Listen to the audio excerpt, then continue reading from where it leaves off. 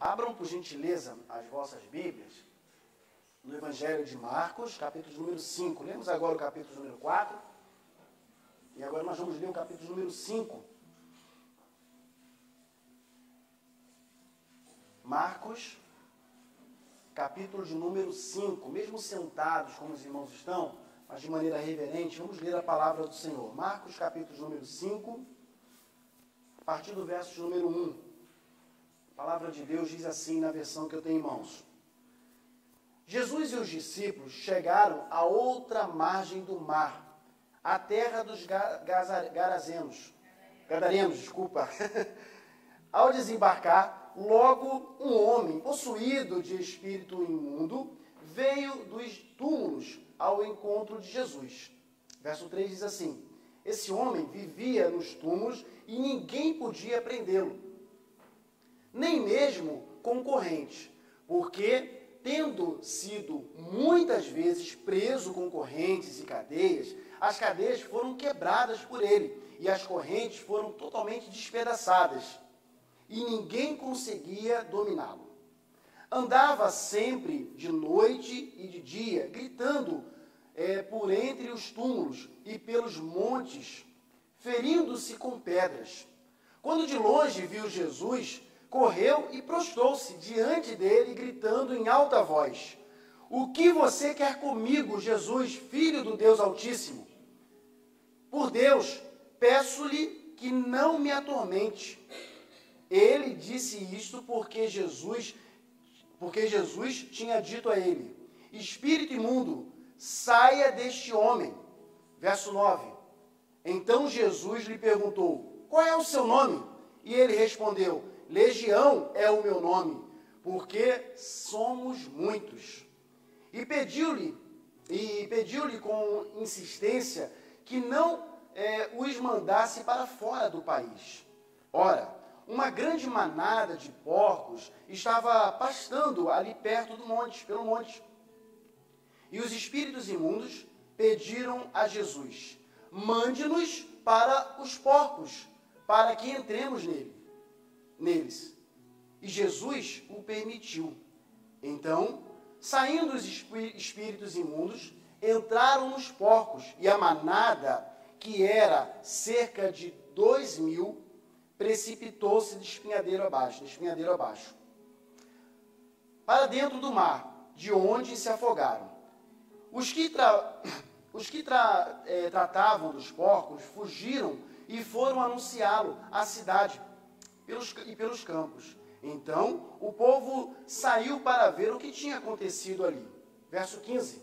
Aproximando-se de Jesus, viram o endemoniado, preste atenção, viram o endemoniado, o que antes estava dominado pela legião, assentado, vestido em perfeito juízo, e temeram. Verso 16. Os que haviam presenciado os fatos contaram-lhes o que tinha acontecido ao endemoniado e também falaram a respeito dos porcos. E começaram a pedir com insistência que Jesus se retirasse da terra deles. Quando Jesus estava entrando no barco, aquele que antes estava possuído pelos demônios, pediu com insistência que Jesus o deixasse ficar com ele, ou seguir com ele. Jesus, porém, não permitiu, e ao contrário ordenou-lhe: vá para a sua casa, para os seus parentes, e conte tudo o que o Senhor fez por você, e como teve compaixão de você. Verso 20 diz: então ele foi e começou a proclamar em Decápolis tudo o que Jesus lhe tinha feito. E todos se admiravam. Senhor, a tua palavra foi lida mais uma vez. Eu peço que, por favor, fale aos nossos corações nesse dia. Nós aqui presentes, aqueles que nos acompanham pela internet, que possa ser um tempo de renovo nas nossas vidas. Oramos em nome de Jesus. Amém. Amanhã de hoje, quero pensar com os irmãos acerca desse tema, dos sepulcros a missionário. Um homem que vivia acorrentado, gritando pelas cidades, um homem que incomodava as pessoas, um homem que vivia com os demônios, como diz a palavra de Deus, não era um, mas eram vários. Agora está totalmente liberto, proclamando a palavra de Deus, como diz o texto sagrado. E olhando para esse texto, fica quase que impossível não perceber o amor de Deus pelo ser humano. Olhando para esse texto, fica muito difícil não perceber que o amor de Deus, ele ultrapassa tudo pelas nossas vidas. Se a gente olhar um pouquinho antes, a gente percebe tamanho sacrifício, tamanha dificuldade que Jesus enfrentou juntamente com os seus discípulos para chegar ali, nós vimos anteriormente. Atravessando aquele mar, um mar revolto, a gente viu ali o que aconteceu, mas não é esse o foco da palavra nesse momento. E ele chega agora naquela cidade, cura aquele homem, liberta aquele homem, e no desfecho da história, no desenrolar da história, parece que as pessoas nem querem Jesus. Parece que, humanamente falando, elas estavam mais preocupadas, irmão Marcos, com os porcos que se perderam, do que olhar e ver o benefício que Deus fez na vida daquele homem.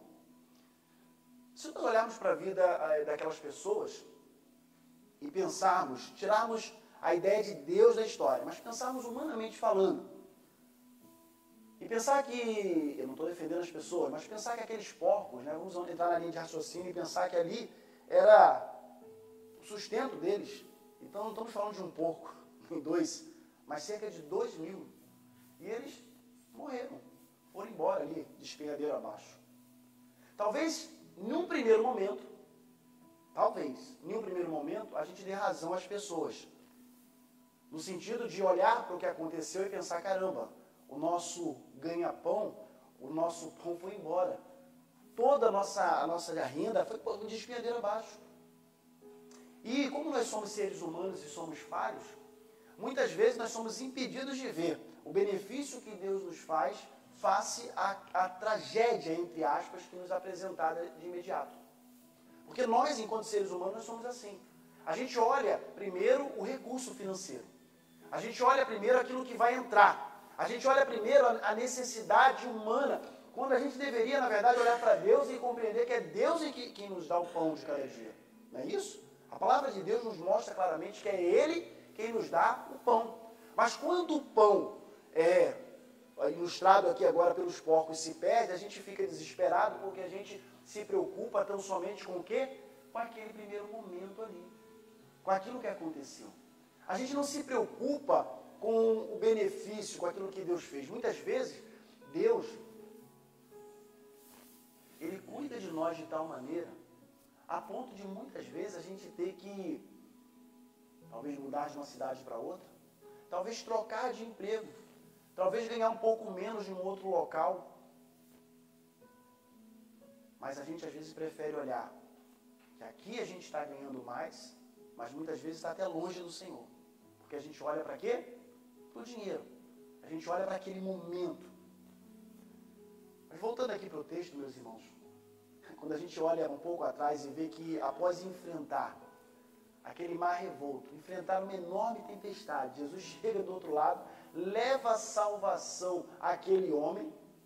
E é interessante que através daquele homem, quando a gente olha para o finalzinho dos versos lá, o verso 20, 19 e 20, através daquele homem, muitas pessoas, a palavra de Deus não é clara em dizer quantas, mas fica bem claro que aquele homem, ele fica na sua cidade, vai anunciar agora naquelas cidades ali, na redondeza, o que Deus tinha feito na vida dele. Se a gente parar para pensar um pouquinho, por alguns instantes, e pensar o que Deus fez na nossa vida. O que Deus tem feito na sua vida? Aliás, o que Deus fez na sua vida. Às vezes a gente olha para uma situação como essa e pensa que um milagre, ele só acontece quando nós estamos fadados à morte, à beira de uma situação muito difícil, talvez no leito de morte, e Deus nos tira dali e um milagre aconteceu. Irmãos, o maior milagre, eu compreendo que o maior milagre que pode acontecer na vida do ser humano é ele ser alcançado por Jesus. Não há maior milagre na vida do ser humano do que a salvação em Cristo Jesus. Esse é o maior milagre. E quanto a isso, E diante disso, que já aconteceu na vida de muitos que aqui estão presentes, qual tem sido a nossa reação? Qual tem sido a nossa atitude diante das outras pessoas? Quem participou da escola bíblica dominical pôde perceber, e aliás eu vou abrir um parênteses aqui para dizer novamente o que eu falei no final. Irmãos, participe da escola bíblica dominical. Da escola bíblica discipuladora, é uma maneira de você crescer na palavra, tem sido riquíssimo. Os estudos apresentados aqui pelo irmão Marcos e pelo irmão Jean. Participe. Chegue cedo e participe em nome de Jesus, porque eu tenho certeza que vai abrir a sua mente e o seu coração do que é ser um cristão, do que é servir a Deus. A história da nossa igreja, a gente entender muitas coisas que hoje nós repetimos de maneira inconsciente, porque não entendemos a história. Repetimos práticas, guardando as devidas proporções, porque não compreendemos, muitas vezes, coisas ruins que aconteceram lá atrás. E coisas boas, maravilhosas, que nos trouxeram até onde nós estamos hoje. Mas como nós aprendemos, voltando aqui para o texto, hoje na escola bíblica dominical, muitas pessoas deram as suas vidas para que o evangelho continuasse a ser pregado. Aquele homem, depois daquilo que aconteceu, ele desejou no seu coração seguir a Jesus. É normal. É normal. Olha, esse homem me curou. Deus me curou. Eu quero ir com ele, eu quero segui-lo. Pode parecer estranho Jesus falar assim, não vai não. Mas Jesus sabia que ele seria muito mais útil ficando ali. Irmãos, presta atenção numa coisa. Nós somos a estratégia de Deus. O ser humano é a estratégia que Deus quer usar nesse tempo. Deus quer usar a sua vida para alcançar pessoas lá em Bulgal. Deus quer usar a sua vida para alcançar pessoas, meus irmãos, lá em Manaus. Ou onde Ele colocar vocês. Deus quer usar as nossas vidas. Mas a gente tem que tirar os olhos e a mentalidade, muitas vezes, e me perdoe aqui a sinceridade pequena, de achar, por exemplo, como a grande maioria que está aqui, com exceção dos nossos queridos irmãos portugueses, né, irmã Maria, seu Alexandre e o Pedro, que estão aqui presentes hoje conosco, mas os demais brasileiros que aqui estão, a gente às vezes acha, poxa, Portugal, vou ganhar dinheiro, vou fazer isso, vou fazer aquilo, etc., a vida é melhor. Sim, a vida é melhor. Trabalha-se muito, claro, muito mais. A luta é grande? Claro que é grande. Mas se você focar na missão, meus irmãos, se você focar na missão, cada lugar que Deus colocar você, que na sua mentalidade é para ganhar dinheiro, você vai ser luz naquele lugar e vidas vão ser transformadas através do seu exemplo. Não é errado trabalhar, não é errado ganhar seu recurso financeiro. O errado é quando isso se torna seu Deus. Isso é errado, isso é pecado. Mas eu quero pensar com você nessa manhã sobre algumas coisas à luz desse tema, né? Dos sepulcros, mas agora missionários, saindo dos sepulcros e sendo missionário. Preste atenção numa coisa, o homem quando ele anda longe de Cristo, o primeiro lugar que a gente percebe à luz do texto, ele é prisioneiro do diabo. Às vezes a gente quer um outro nome, uma outra desculpa. Ele é prisioneiro de Satanás. Não tem outro termo. Longe de Deus, o ser humano está fadado a sofrer. Olha o que diz o verso de número 2. Olha aí na sua Bíblia, capítulo 5, verso 2. Ao desembarcar, logo viu um homem possuído de espírito imundo. Olha que coisa. Aquele homem, ele vivia possuído por espíritos imundos. Aquele homem vivia prisioneiro. Então, longe de Deus, o homem ele é prisioneiro. Ele vive fazendo coisas que não agradam ao Senhor. Eu conheço várias pessoas, por todos os lugares que a gente já morou no Brasil, foram 5 estados, 6 estados, se não me falha a memória, moramos em várias localidades ali no Brasil, e tivemos a oportunidade de conhecer muitas pessoas, de falar do amor de Deus para muitas pessoas. E a coisa mais comum de se ouvir quando se apresenta o Evangelho, irmã Maria, para alguém, é dizer o seguinte: não, eu não estou pronto ainda. O Jean estava contando aqui, eu não vou lembrar de quem, mas ele estava citando aqui os pais da igreja, e lembrando alguns nomes, e citando casos de pessoas que, citou Agostinho, por exemplo, né, que antes fazia um montão de coisa errada, vivia uma vida totalmente pecaminosa, mas em algum momento da história ele se encontrou com Cristo. Ele entendeu Cristo na vida dele. Irmãos, se nós passarmos a palavra a cada um de vocês, cada um de nós temos nossas experiências erradas. as nossas esquisitices, as nossas coisas que a gente fazia errado no passado, irmão Marcos. As nossas coisas que a gente fazia.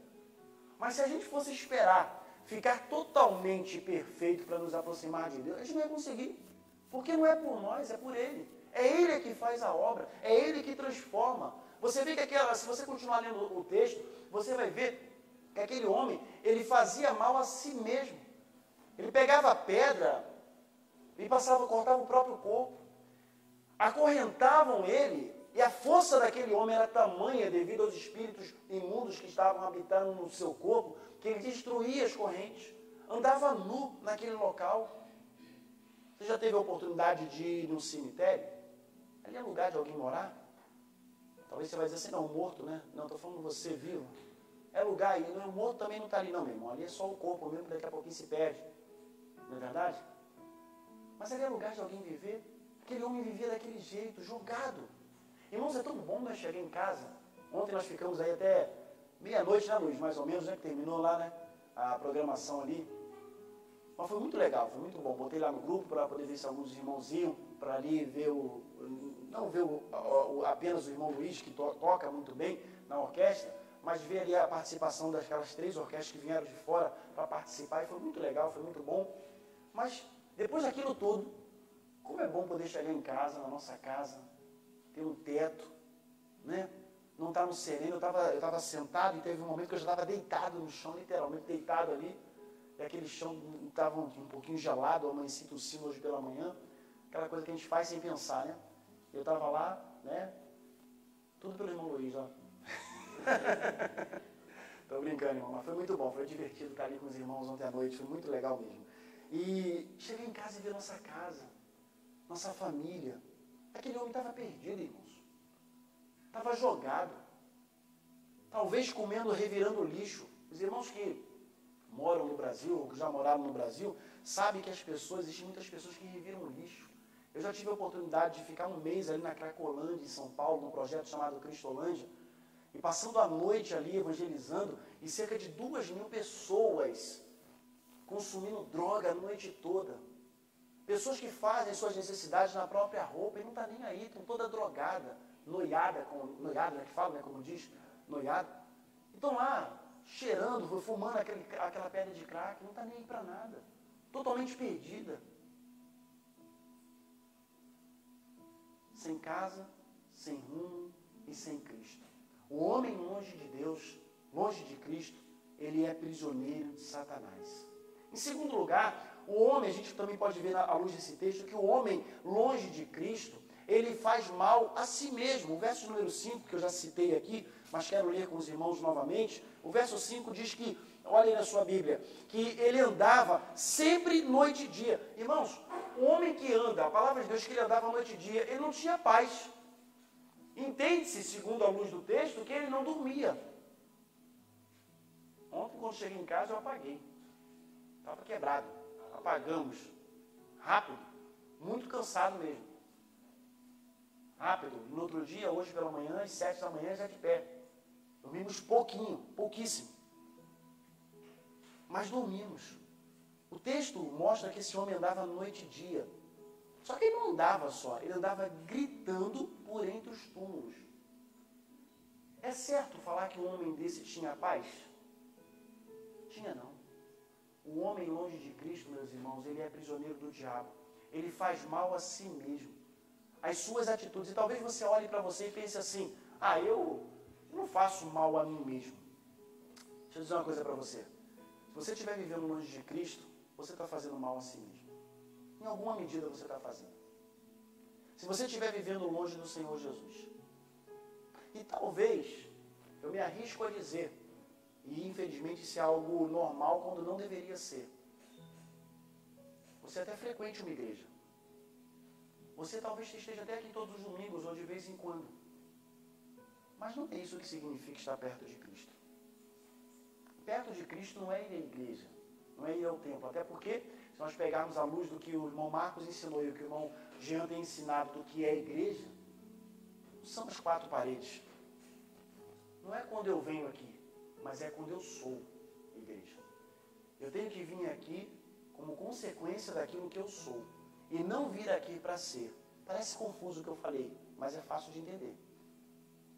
Eu não tenho que vir aqui para ser, eu tenho que vir aqui porque eu sou. É por isso que eu venho aqui, porque é bom estar com meus irmãos, é bom separar um tempo e ouvir a palavra de Deus, cantar, conversar ali fora, ter comunhão uns com os outros. Irmãos, a palavra de Deus nos transforma. A palavra de Deus nos muda, ela age dentro do nosso ser, ela vai de confronto ao nosso pecado. Sozinho a gente não consegue. Sozinho a gente não consegue largar essa esquisitice. Sozinho a gente vai continuar fazendo aquilo que nós, lá no fundo, sabemos que é errado. Mas a única maneira de nós nos livrarmos das nossas esquisitices é através de Deus, é através de Jesus. O homem, longe de Cristo, ele é prisioneiro do diabo, ele faz mal a si mesmo. Em terceiro lugar, não dá o verdadeiro valor da vida. Ele não dá. Ele não consegue dar. Olha o que diz os versos 16 e 17. Os que haviam presenciado os fatos, preste atenção, contaram-lhe o que tinha acontecido ao endemoniado. Aquelas pessoas, dá uma olhada para cá, falando com as minhas palavras, elas tinham presenciado um fato, contaram o que tinha acontecido àquele endemoniado. Mas a preocupação maior, mesmo com aquele adendo que eu fiz no início em relação aos porcos, a preocupação maior estava em quê? Nos porcos. A preocupação não estava no homem. Irmãos, imagina, tem pessoas que já fazem parte da cidade, né? A gente anda assim pela cidade, e lá no Brasil isso é muito comum, mais comum do que aqui, e às vezes tem um determinado mendigo, né, uma determinada pessoa que dorme na rua, que você parece que já faz parte do Senado da cidade, você conhece, sabe até o nome dela. Quem aqui, lembrando da sua época lá do Brasil, não conhecia uma determinada pessoa que dormia na rua, um mendigo, você sabia até o nome dele. Estava sempre lá naquele lugar. Passa por ele, até cumprimenta ele. Né, Marcos? Ô, fulano! Vários. Sabe o nome e tudo. Você conversa, não sei o quê. Para ele tá bom aquilo dali. Por mais que você chegue e fale do amor de Deus para ele tá bom. Ontem estávamos sentados ali, Francilene, eu, Alessandra, esperando a banda chegar, né, a orquestra chegar. E a Francilene, acho que ela vai lembrar disso, quando veio um homem atrás da camisa do Emanuel e lendo o versículo que estava atrás da camisa dele. E ele estava muito bêbado. Lembra?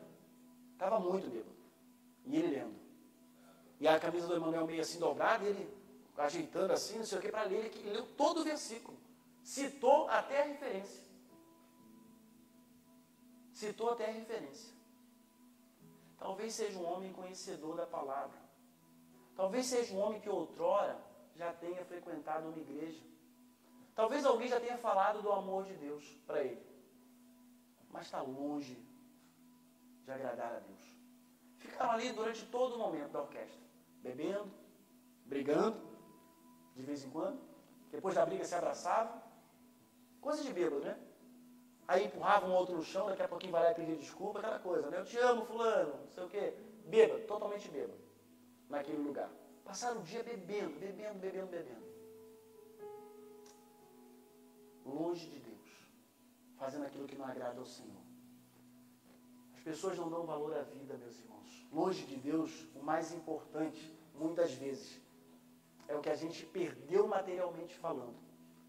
Mas quando a gente lembra desses nomes que vocês acabaram de lembrar aí, você já imaginou, Amanda, você voltar na sua rua e aquela pessoa que você via jogada no chão bebendo e agora você vê ela sã, bem vestida, porque antes andava toda suja ou nu como aquele homem ali andava, e agora sentado conversando de igual para igual. Será que isso não deveria chamar nossa atenção? Ou será, meus irmãos, que nós não deveríamos ser agentes de transformação na vida dessas pessoas? Eu sei que tem muitas pessoas que estão longe de Deus e até preferem fazer isso. A situação às vezes é cômoda para elas estar num local pedindo. Tem gente que às vezes até ganha mais pedindo coisas do que trabalhando todo dia, acordando cedo, irmão Marcos, lá no sol quente para cortar grama lá, né? Está ali. Está cômodo aquilo ali para ela. A situação é cômoda. Não quer mudar. Preste atenção no grande perigo das nossas vidas. Sempre que a gente anda longe do Senhor, sempre que nós andarmos longe do Senhor, a situação Satanás, ele vai moldar a situação para ela parecer cômoda para a gente. Uma vez, irmão Marcos, a gente estava viajando lá para a Polônia, lá para a questão dos refugiados, e ele falou, contando algumas histórias. A gente tem muita história para contar, pensa, né? A gente ir e voltar para a Polônia, né, de carro, é muita história, vai e volta, né? Era muita história para contar. Mas uma das coisas que ele falou, contando uma das suas histórias, mas ele falando que, entre outras coisas, falando que a coisa acontece quando a gente sai da inércia. Às vezes a gente está parado no canto, né? Ele sempre que queria, né, eu tenho que sair da inércia, eu tenho que sair, eu tenho que ir para a rua, alguma coisa vai acontecer. Nós precisamos sair da inércia em relação a servir ao Senhor. Nós precisamos sair da inércia, precisamos nos aproximar de Deus, precisamos valorizar a vida. E eu termino, meus irmãos, eu falei da condição do homem sem Cristo, longe de Cristo, mas eu quero dizer agora para você, para terminar, a ideia do homem com Cristo. A ideia do homem com Deus. O homem com Deus, meus irmãos, o homem quando está com Cristo, o homem torna-se uma nova criatura. Olha o que diz o verso número 15. Aproximando-se de Jesus, viram o endemoniado, o que antes estava dominado pela legião de demônios, pela legião assentado, vestido em perfeito juízo, ponto e vírgula, e temeram. A pessoa com Cristo, ela se torna uma nova criatura. O apóstolo Paulo vai dizer isso, que nós somos uma nova criatura. As coisas velhas, e eis que tudo. Às vezes esse versículo parece estar tão distante da gente, né? O texto diz que quando nós estamos em Cristo, meus irmãos, nós somos nova criatura. As coisas velhas se passam. Aquilo que entristece a Deus, eu deixo de fazer. Ou eu luto para não fazer. E Deus vai nos ajudar a não fazer. Aquele homem agora estava ali, são, em perfeito juízo. Em segundo lugar, o homem, além de se tornar uma nova criatura, o homem passa a ser a estratégia de Deus para conduzir outras pessoas à salvação. Irmãos, isso é maravilhoso. Eu não sei quantas pessoas aqui presentes já tiveram a oportunidade de partilhar o amor de Deus com o próximo. E quando eu falo partilhar o amor de Deus com o próximo, eu não estou a falar de você pegar, convidar para vir para a igreja, que às vezes a gente faz isso. Vamos lá na igreja, aí a pessoa vai. Aí por um acaso, o Espírito Santo, por um acaso não, né? Isso aqui falando com as palavras bem minhas mesmo. O Espírito Santo toca no coração daquela pessoa e ela aceita Cristo. Aí você, Ana, fala assim, caramba, ganhei para Cristo. Não, a Ana convidou, né? A pessoa para vir para cá, ok, ela foi usada para convidar, etc. Mas eu não estou falando disso. Isso é louvável, mas eu não estou falando disso. Eu estou falando de você sentar com a pessoa, olhar nos olhos dela e partilhar o amor de Deus com ela. Não precisa levantar sua mão, mas só pensa, você já fez isso? Você tem se preocupado em fazer isso? Às vezes a gente senta para poder falar do time de futebol, conversar sobre política, conversar sobre a situação no país, ficar rindo de vídeo que os outros produziram, mas muitas vezes a gente não partilha o amor de Deus. Às vezes nem nas redes sociais. Às vezes a gente usa as nossas redes sociais para partilhar tanta coisa. E eu defendo a ideia, né?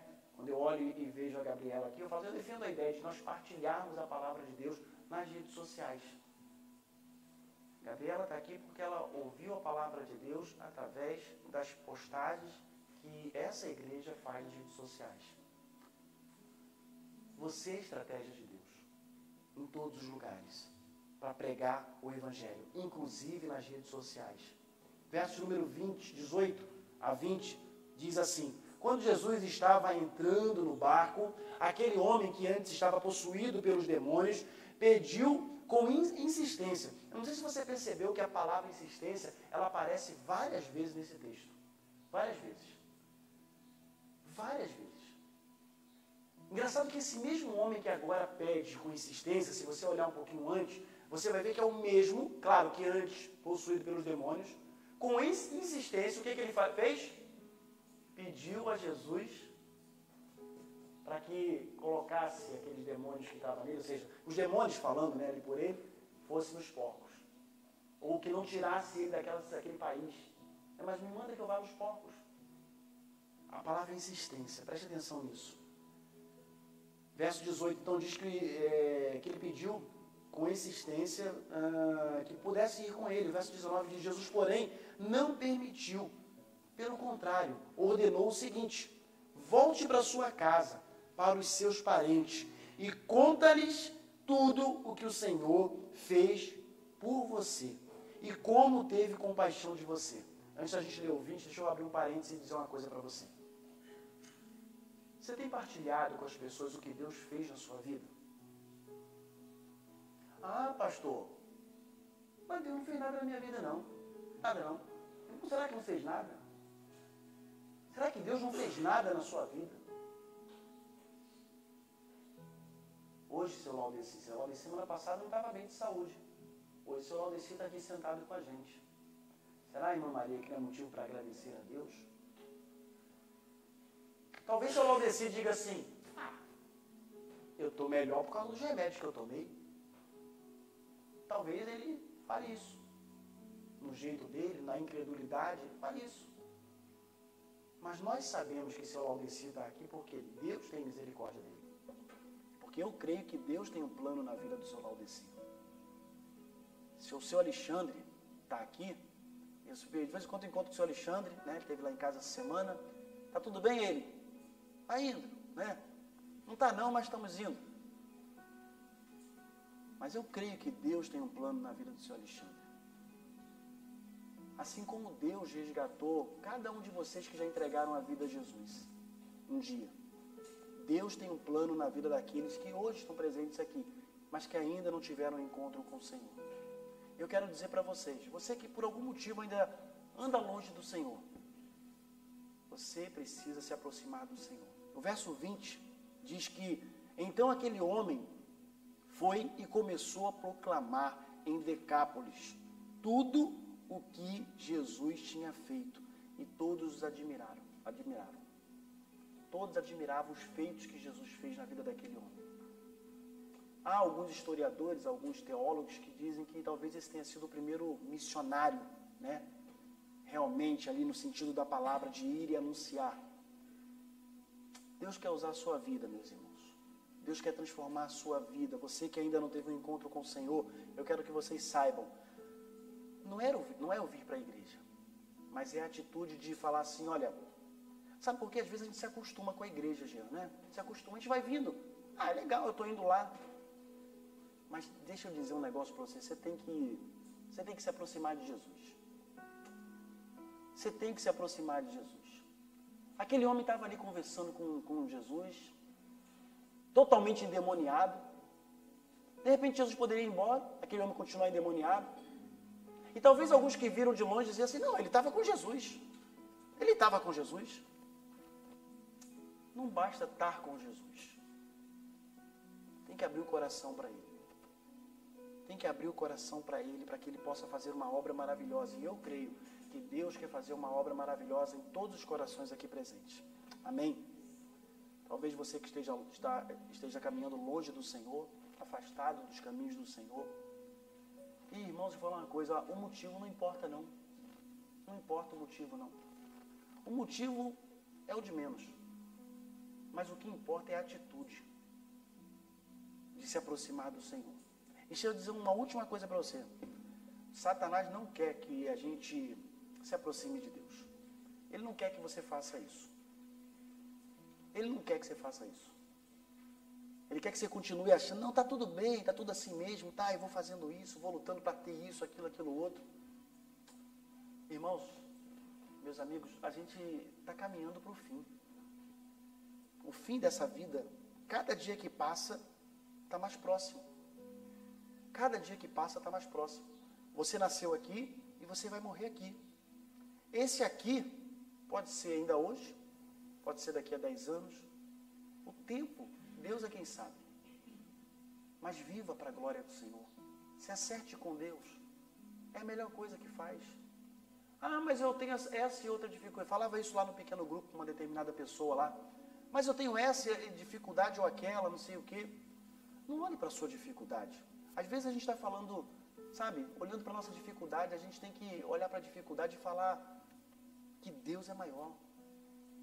Deus pode nos salvar. Deus quer nos salvar. Amém? Quero pedir a você que curva a sua cabeça nesse momento, feche os seus olhos. Pedir o Ministério de Louvor que venha aqui à frente. Lucas chama lá os irmãos lá. Você que está aqui pode curvar a sua cabeça, fechar os seus olhos nesse momento. Queria que ninguém estivesse olhando para mim agora, mas que você olhasse para dentro de si.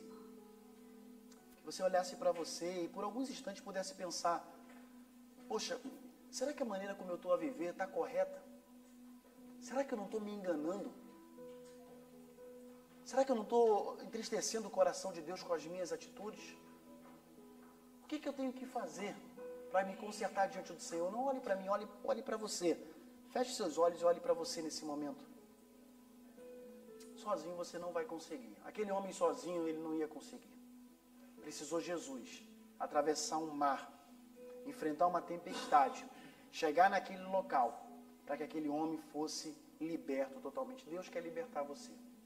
O Senhor quer libertar você. Seja o que for. Às vezes a gente tem o hábito de pensar que pecado é aquilo que aparece, né? Eu tenho pecado é porque eu bebo muito.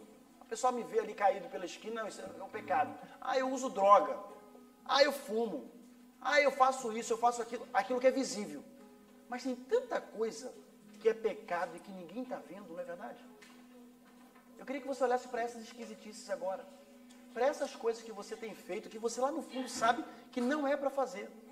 Lá no fundo você sabe, não é para fazer isso. E nesse momento você pudesse falar com o Senhor, Senhor, me liberta disso. Tira disso.